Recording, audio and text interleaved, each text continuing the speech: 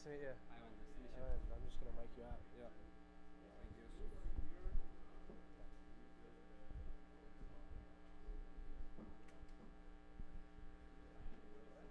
Yeah, that's good.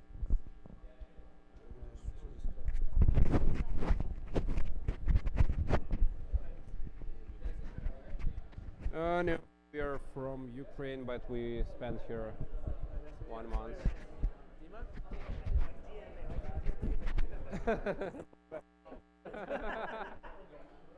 It feels much better. Have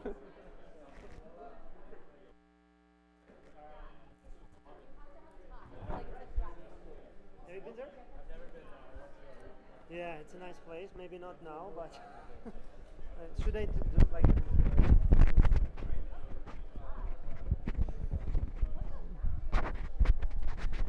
This is good. Or? Yeah, okay. Wait, this one? Oh, maybe I take it another way. Close. Oh, sorry. This can just go in your pocket. Oh, cool. That's it. Yeah. Then I'll do test. Yeah, sure. We are living between SF and LA. So we spend like half time in Ukraine with our team, and half time we spent mostly in Bay Area before, but now we think we should spend more time. Yeah, and actually a lot of tech guys, for example, A16Z recently invested in us. We went with our partners. They told that like there are like two A16 here, alongside with Andrew Chen for sure. He lives here as well, yeah, but unofficially. Yeah, there are like two other partners. So they bet in an ecosystem, and I believe that LA is a unique place, for creator stuff. You cannot replicate it like in the Bay Area in New York. It's different vibe, yeah. So and now like intersection and French or like creative and tech might be a good, it might be a good Blending match, slowly. Yeah, right. The mic. Yeah. Do you have third? Yeah. And so I'll start. I'll just first go and then I'll introduce you. So I'll go first. And then if You want to sit in the center or how? whatever you prefer. You can Okay. And I pronounce your names Dima and Ivan. Yeah, right. Dima and Ivan. Perfect. You have easy names, but Yeah. sometimes people have like different than you would think. Do you have a preference where you sit? No. Where we sit? No. I guess the most cozy one for you is the latest one, and we can sit here. Yeah. Sure. Yeah, no, it's no matter actually. How do? Yeah. You I mean, you can almost just hold it. It's too flexi. And I have to turn those on. Flexi PhD. I hold it. Do you make any photos? Testing. Do you make any photos? Yes, we'll get media. Yeah. Yeah. They do a good job. Oh, This cool. is like from. I'll show you. Will you send us some stuff? Yes, we will Alright. send you. Wait, sorry. It's LA, there's always Like, see, Oh, like yeah. this is the like the last, like, but we Oh. have more, like they're good Oh, quality. looks cool. Yeah, we'll do the lights and everything. It's a light. How do I? I literally have it with you. Where do you want to clip it? Up your back? Yeah. Can you do like?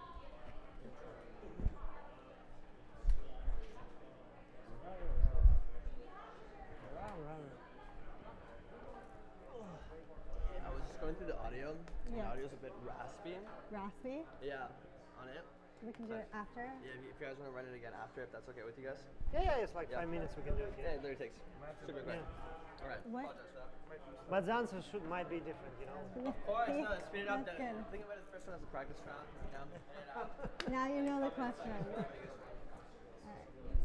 Alright. If you want any, do you want any waters up there or anything? You good? Yeah, it's good. We should get some. Yeah, Sawyer, let's get Hey, some. guys, there? Can we get some waters for them? Yeah, how much it will take? How long it will take? 1 hour. Yeah. Oral, yeah.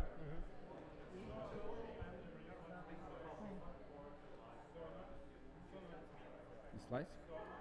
It just in the lights.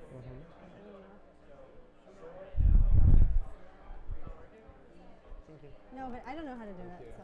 Thank you so much. Really? Завтра що у нас? Oh, I have one, so. Завтра у нас Routine. Retention seal, product final strategy, блядь, за финале.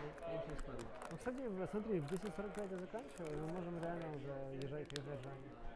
Там по флексу мы сразу дорогие. Смотри, если у нас 5:15, мы можем в 2 приехать. I'll know. На заре. Во сколько у нас? 3:15? 3 p.m. 3:10. 3:10, видишь? Right. Yeah, but it's pretty close, yeah. Huh? I will, You will. no, all good. Okay. I will do a surprise. Sorry. Apologize. No, it's all good. We should start in like 1 minute. Блядь, это сука. Сейчас я просто... Если больше, чем 20, то я What? уезжаю. А, нормально, 28. Sit in the center? К 9 должно быть. Если мы закончили, скажем, что пацаны, блядь, давайте 3 Alright. минуты перезапишем. И потом ебашим в отель. Waterhouse. All right, we're gonna start in a minute. If y'all want to sit down. Да. И потом на обратном пути заходим в водичку, это самое главное. Братан, сейчас пойдут у тебя подписоты новые. Что ты? Come on. Конечно, надо I хасать. know. Люди некоторые... We're gonna start if y'all want to sit down.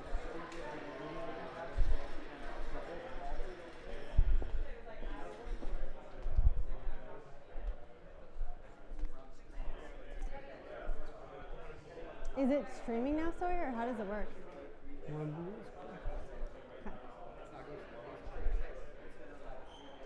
Ты мой блин. Знаешь, что это говорит? Это Остапов.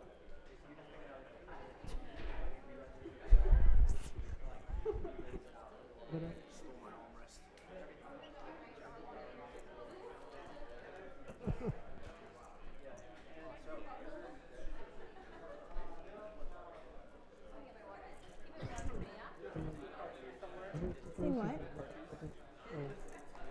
don't know my car did that. My roof is open right now. I don't know.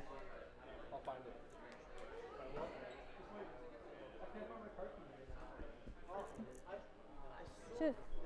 Sorry, so we're not gonna do lights. I should just start. I can just start. Yeah. All right.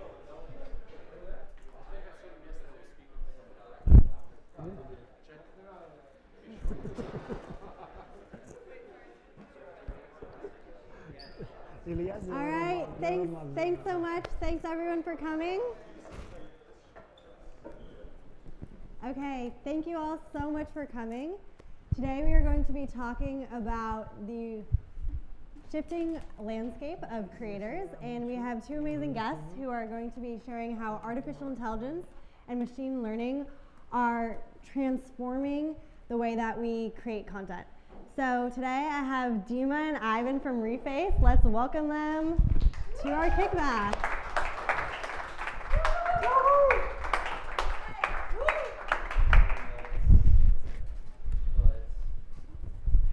Hi everybody. Hi. Perfect. Hey guys. I don't think we have lights. I think we're fine. Okay. Cool. Thanks. Well, thanks so much for joining us. Can you tell us a little bit about what Reface is? Yeah, I'm Dima. I'm CEO and co-founder of Reface. So Reface is a AI/ML based company. Actually, we're doing a lot of technological solutions, but what we're mostly known for when we started was Reface. It's an application for changing faces, face swapping on videos really fast, like in up to 10 seconds you get the result. We as a company who started from Kiev, so we did it a lot of AI/ML stuff, and our CTO, he's a prominent guy, he was actually passionate about the technologies, and he's the guy who told us that we need to try like different tech like GANs, generative adversarial networks, to kick off. And that's how it happened. We started from face swapping, and what happened next? Hello everyone, my name is Ivan. I'm also co-founder of Reface and I'm CPO of the company. Yeah, it's all started, as Dima said, from the first face swap technology, and today it's almost 200 million downloads all over the world. So probably a lot of you saw like we spammed all the Instagram stories and other social media with all these funny GIFs and videos.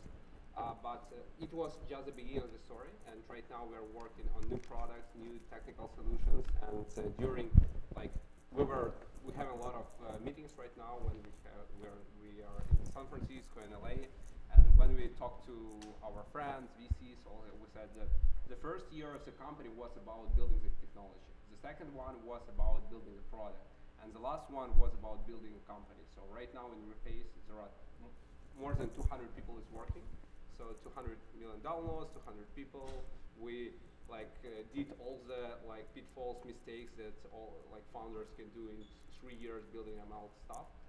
So yeah, and right now we are like building new products and thinking about what could be the future of synthetic content, synthetic memes, and so we are not stopped on face swap technology, and we are right now like evolving our like vision. So we will be happy today to share our thoughts regarding that. Great, that's awesome. Yeah, you had over 200, you had all those downloads and then also #1 on the App Store. How did you get that viral growth in the beginning?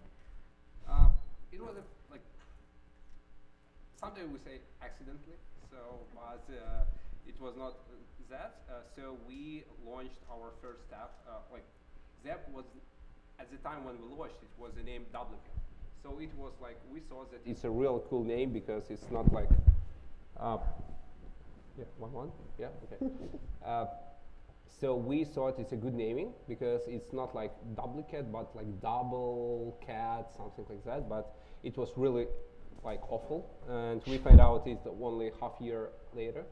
And it took us 6 months from the launch to when we improved the technology to the way when the face swap quality was good enough so that people say, wow, it's amazing. So we first launched with the GIFs.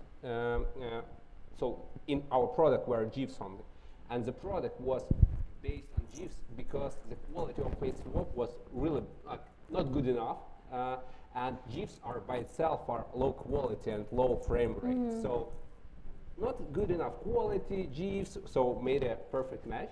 So this is how the first iteration of the product was born, and 6 months later we improved the technology, so the quality increased dramatically. And at that time we said, okay, it seems like we are ready to move from GIFs to videos. And this was like the main point when we saw the quality and our like users started to share it. So we, the first country where we got like viral success was Thailand. So there were like bunch of influencers were sharing and made some videos on YouTube. And we had no clue what they were saying about it because it wasn't Thai language. So yeah, it was the first country when we got in the top 2 of the App Store. It was like 1 week after we like launched our new technology. And yeah, so and 1 month later we got to the first place on the App Store in the American market among all the apps. And the main like hint was that the technology was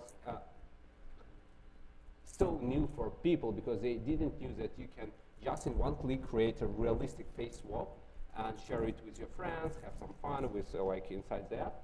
And it was really new. The novelty of the technology was the key. The second one, our Watermark.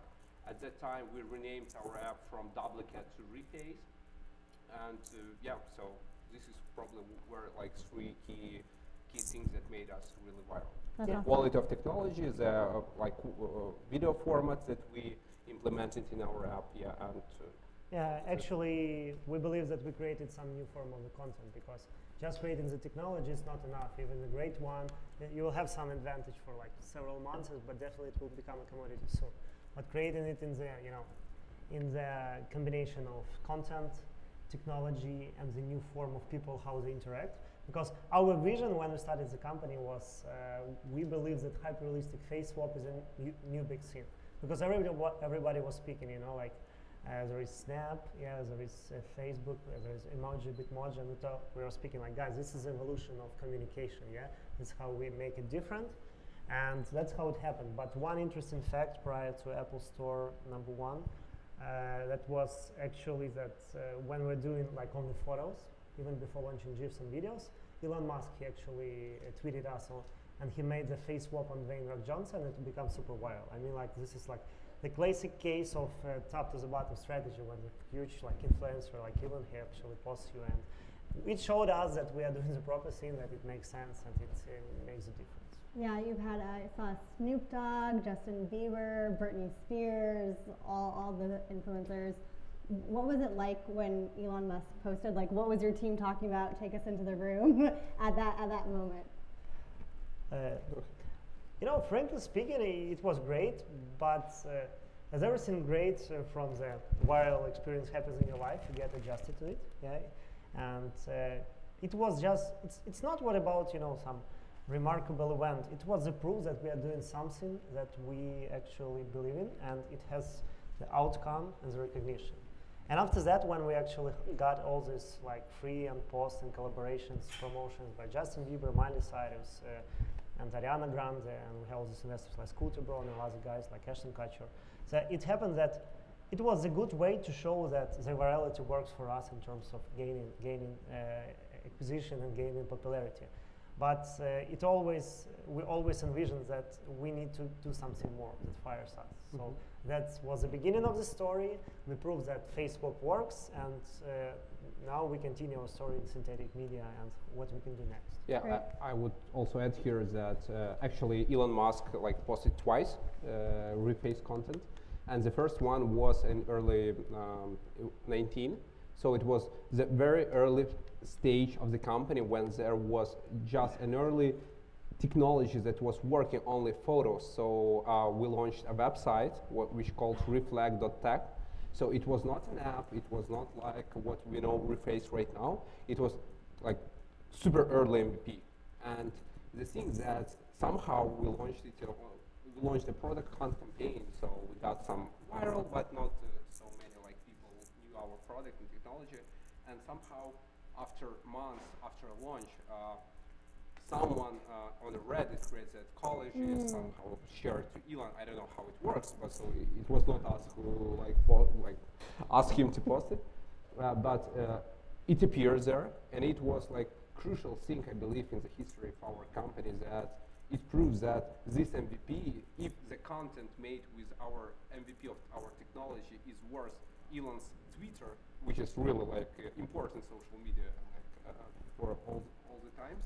So it's definitely worth keep trying and improving technology and build a product out of it, because now it's obvious that face swap could become a big thing, and like it will be commodity even today and years after. But in those days it was not that obvious. So it was like a really venture like thinking that seems like we can make the technology, because from technological standpoint it was not like 50-50, we can do this or we probably won't do that. So it was not at that time, so like for sure. Yeah, so Elon made us believe in ourselves, to convince our early team, early investors.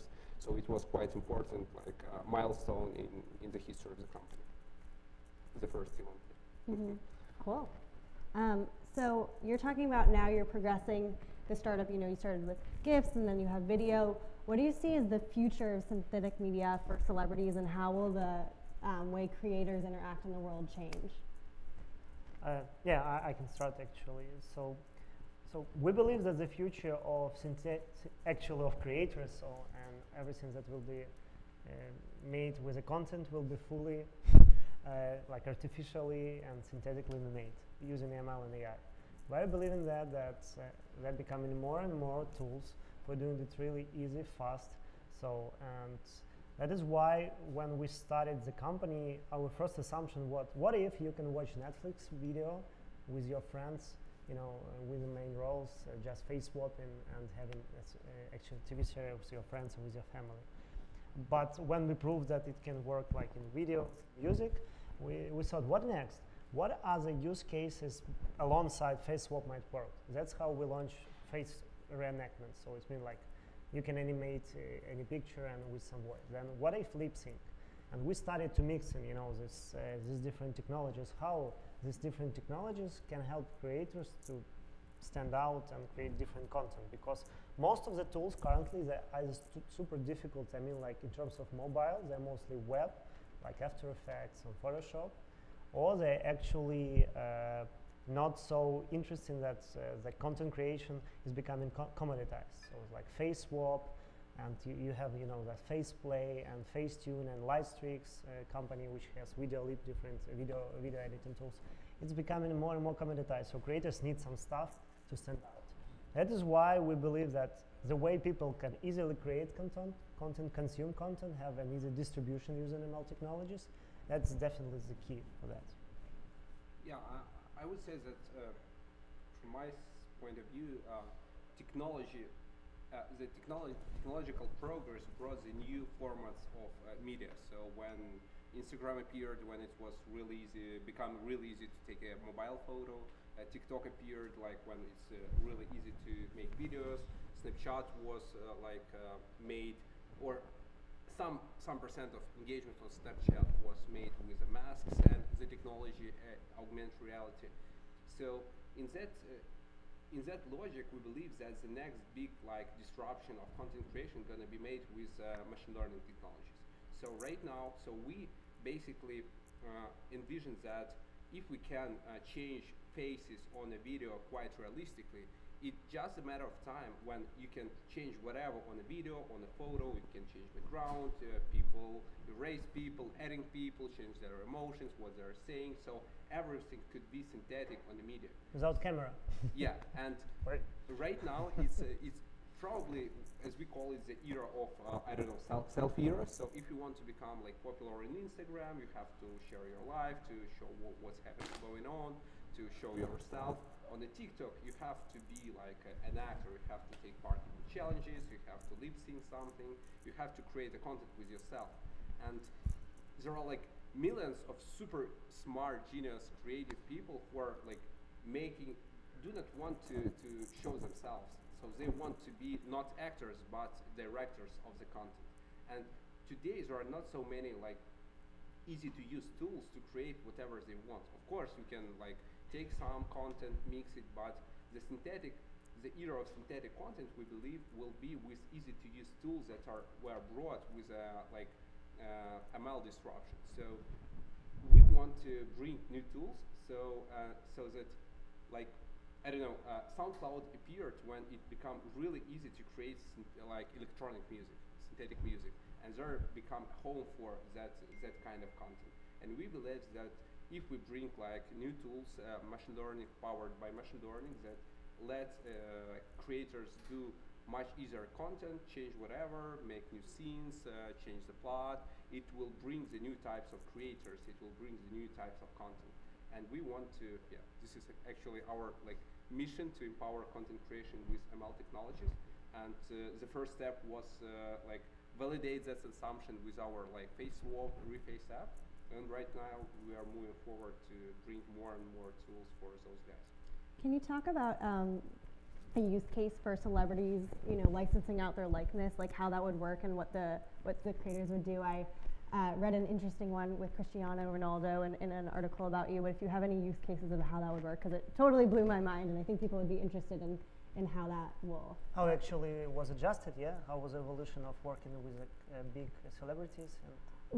For instance, how would celebrities have their faces used in synthetic media, and other content creators actually make the content for them? Yeah, this is one of the hypotheses. So we can speak from our standpoint. So we always wanted to prove that it's not a joke and you just prank somebody with using face swap on some video or music. We believe that it's a huge promotion instrument. So we wanted to prove that reface can be the same level of virality and promoting your content as YouTube or Instagram or TikTok. One of this puzzle was actually working with either content holders, big music content holders, film content holders, or celebrities.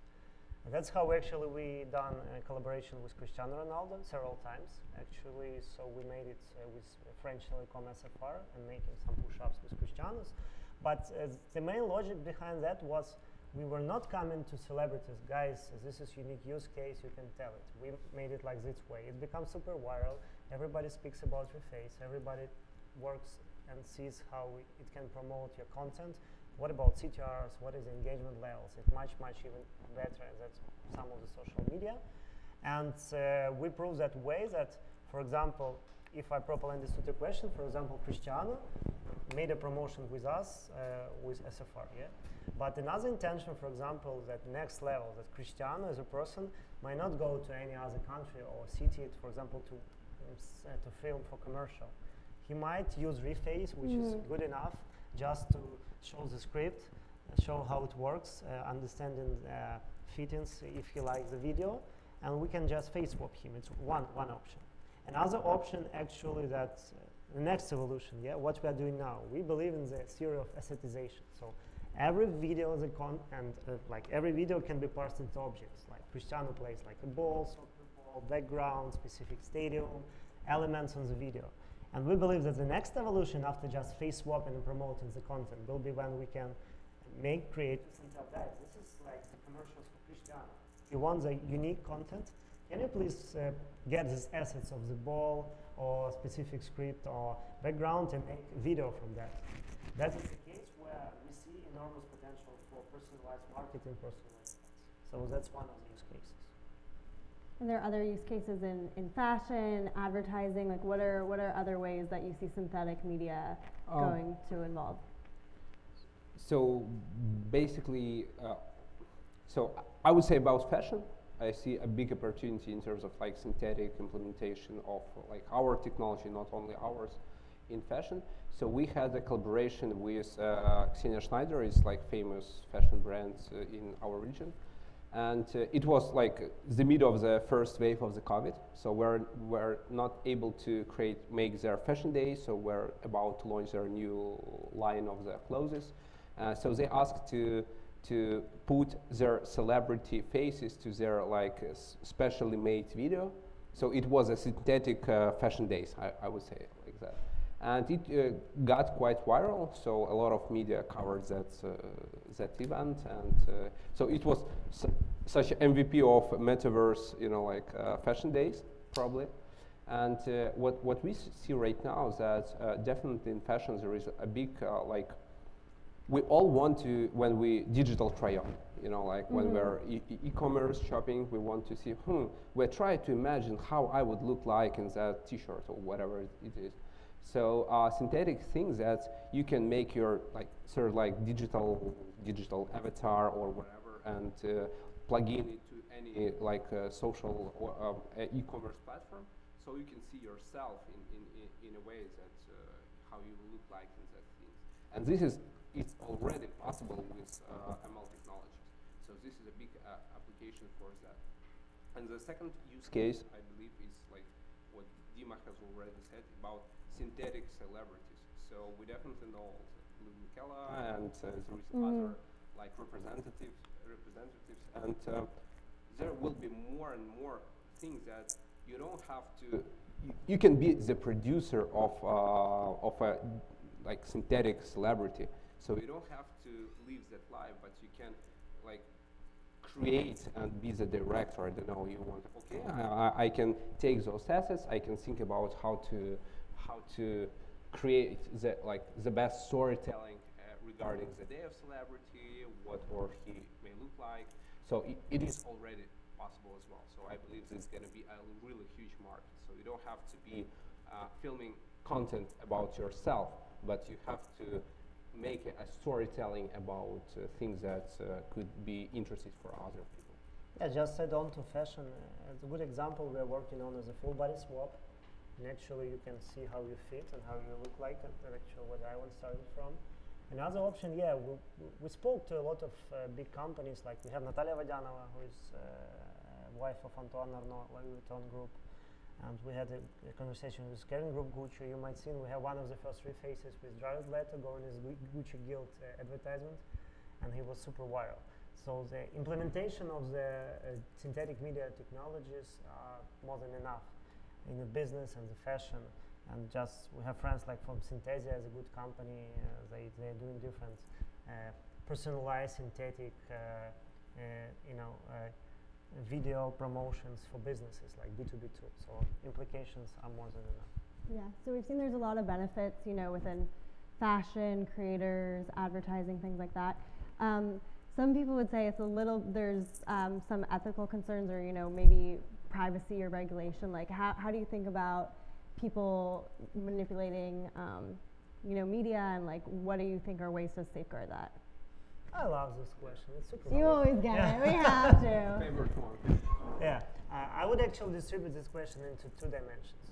The first one, how the narrative is forming in the current world regarding synthetic media, and the second, what we do definitely interface internally as a product perspective and from the public perspective. So now a lot of stuff is going on. So synthetic media is happening. It's already happened. So what should we do as like a benchmark company on this field is to create a narrative and different policies to be good faith and to be made for only good reasoning. What it means, that actually from the regulation standpoint, we know that the most let's call it severe regulations are in Europe. European Union are most known for that. So we actually have our government relations specialists and a lot of governments which are speaking and working with the European Parliament on creating the narrative. What is good? How it should be done? How synthetic media should be identified? And the second option, we believe that it's really important. We joined the CAI initiative. That means that we joined initiative which was launched by Twitter, New York Times, and actually Adobe to actually navigate how to define synthetic media, how actually make it important and make it obvious that this media was synthetic. Because a lot of manipulations might going on. In terms of our reface, we do a lot of stuff, but besides of our technological standpoint, we need to be transparent and reliable enough on the public level. I guess you can add on what we do inside. Yeah, and from tech side of the question, we thought about the potential an issue in that sphere a few years when we just started working on the technology. And from that time, we decided that we will be on the parallel working on, as we call it, antivirus. But what is that? So we, every time we make a video, we encrypt metadata regarding if it was made in using our technology, who it was made of, and when it was made. So this is we call it digital watermark. So it's some not visual metadata that we can then parse and see.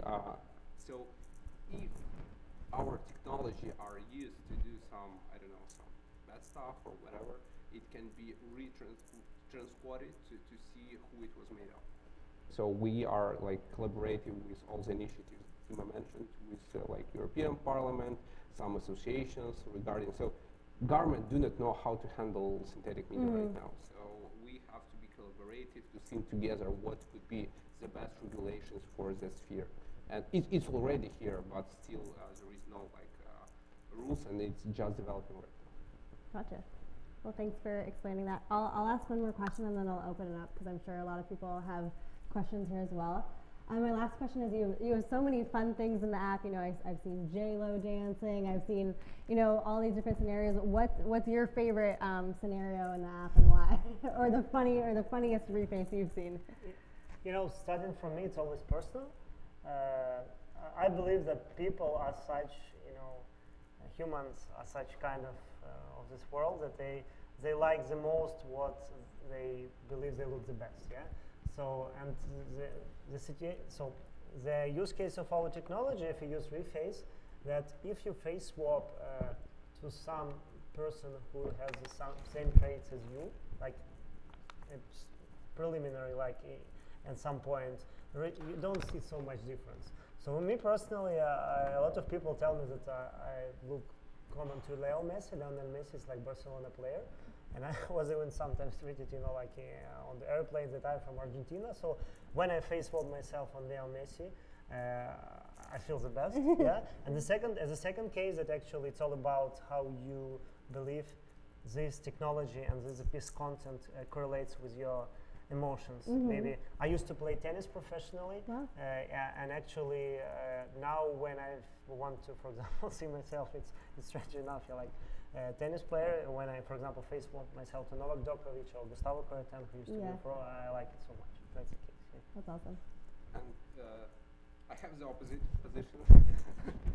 So there are like two types of people in our app. The first who like how they look in different like movies, and the second type of people like something weird. You know, like I'm the second type. So my favorite like content that I like myself the best are like weird memes from internet, and sometimes they are like children. So when you put my beard face on a children's face, it's so creepy, it's so weird, you know, like, and it makes this is the content I like to share to my socials because Yeah. it's for me it's not about like wow I'm really looking cool. It's that it's so fucking weird that so yeah I like quite weird content. That's that's probably some weird Great. memes are my best. And favorite meme out there that you have?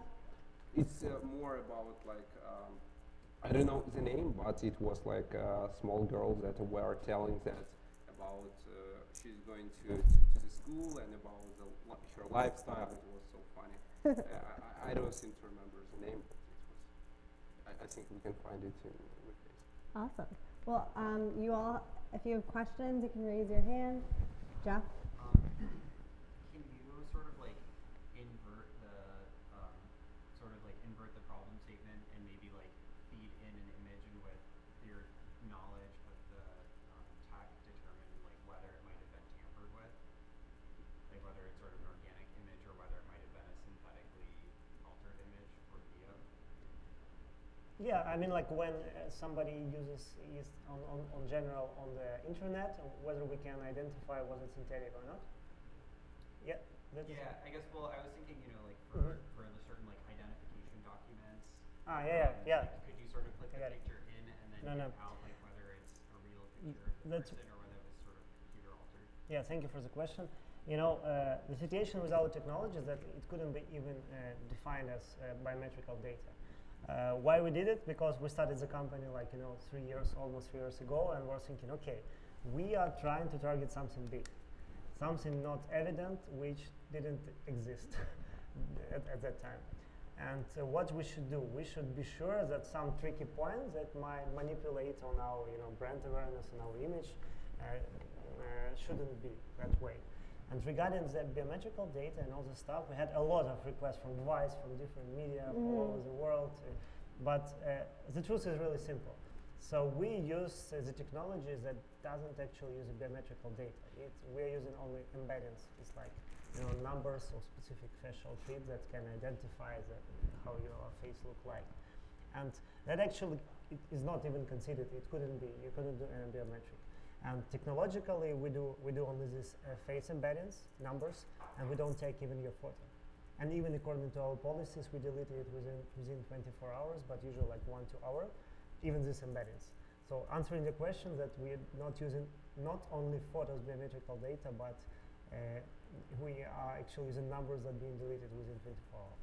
And just to add here that there is no universal identifier for synthetic videos because it's like always like problem when there is a virus and antivirus, and it's endless game.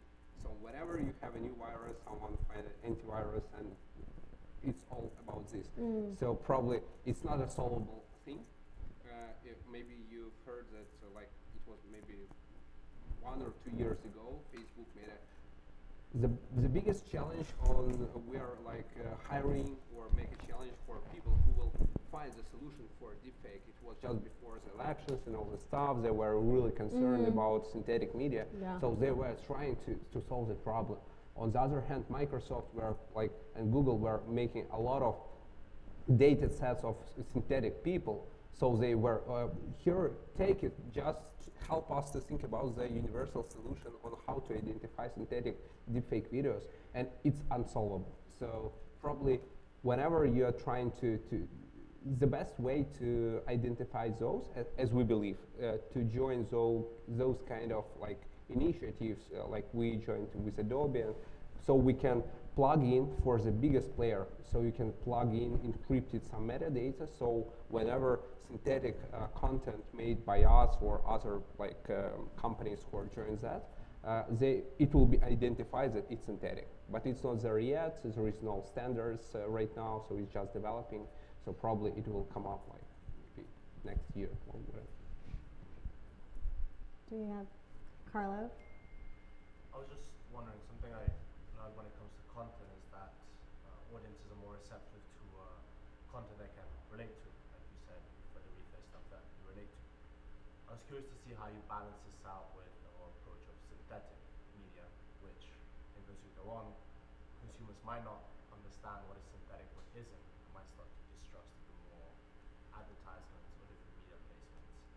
I was curious to see your approach towards relatable, realistic content versus synthetic content. Yeah, it's like existential question, to be frank. You know, it's like the reason. So it's like, you know, analogy with a knife. Yeah, it's either might be used to actually to kill somebody, or it should be used like to help you make some food or make you live.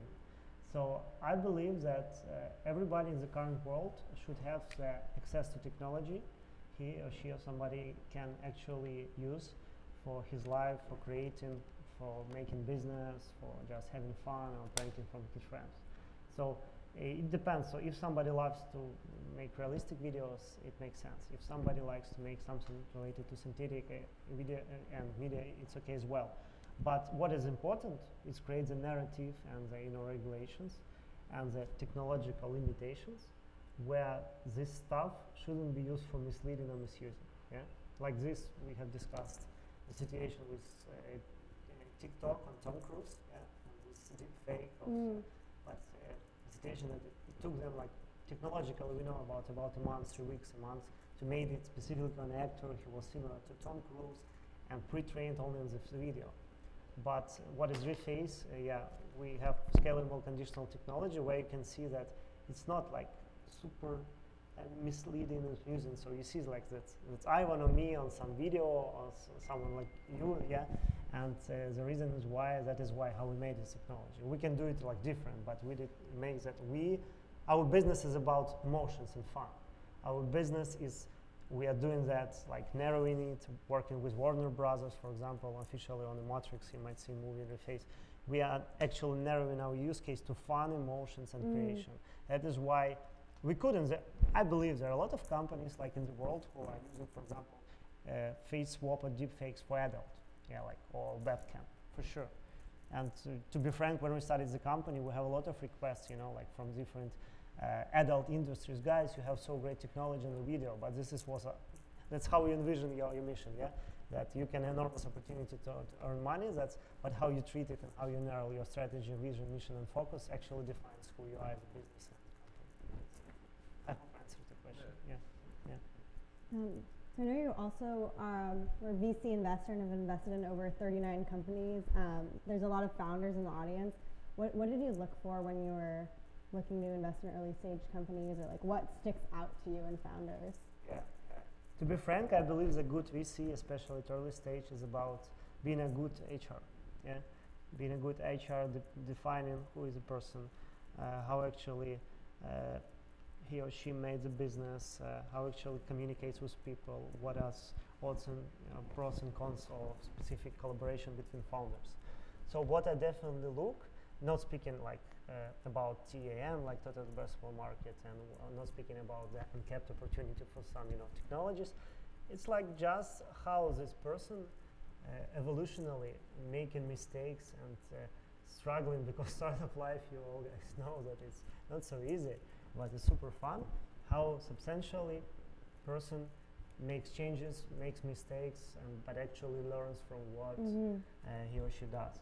And I believe that VC is a long-term game. So I look mostly at the soft skills and hard skills, and how the person can create the networks, the connections, identify, for example, it's like CEO of the company, the strong side of the team, how it actually defines the vision, how it's like nurtures the emotions.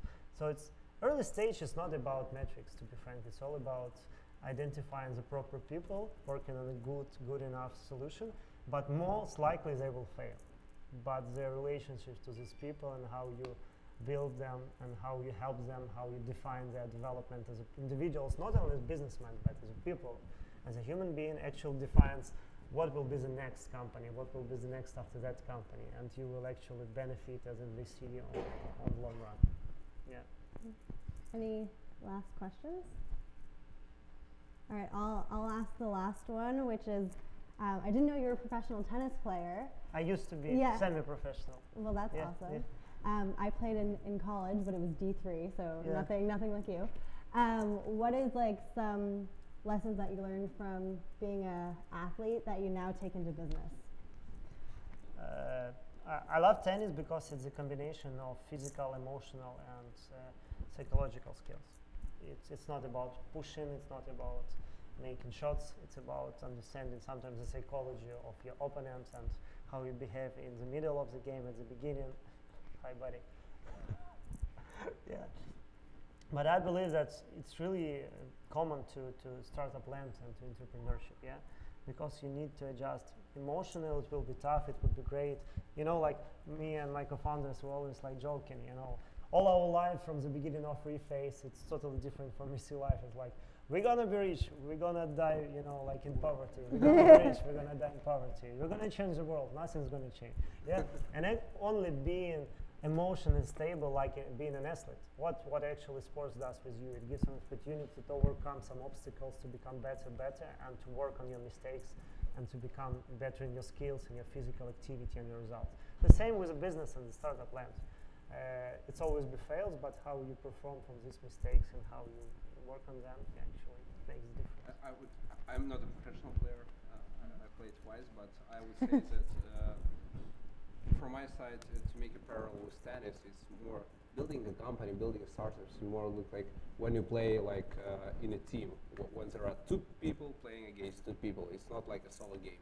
So you always have to think about who is from your back, how he will react to that heat.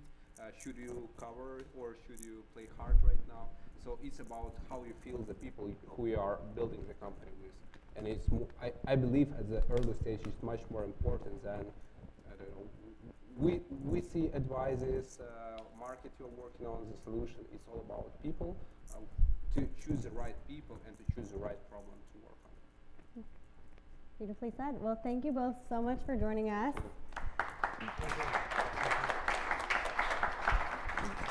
Very excited to see all the future of synthetic media, all the new creations, and I have some more faces that I want to put myself in. Yeah, one just disclaimer. So we started, like 2022 is a year, we call it Memify Everything.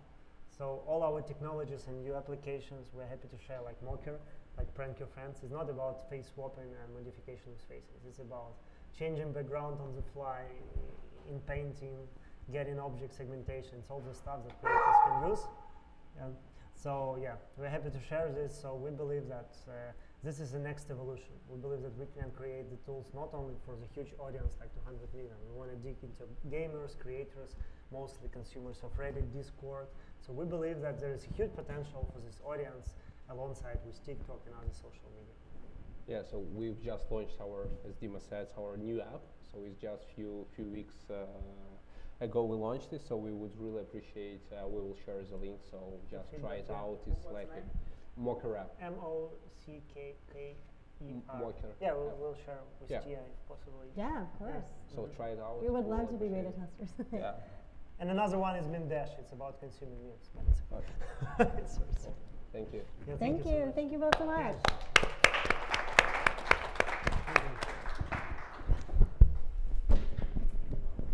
guess we have some stuff to do.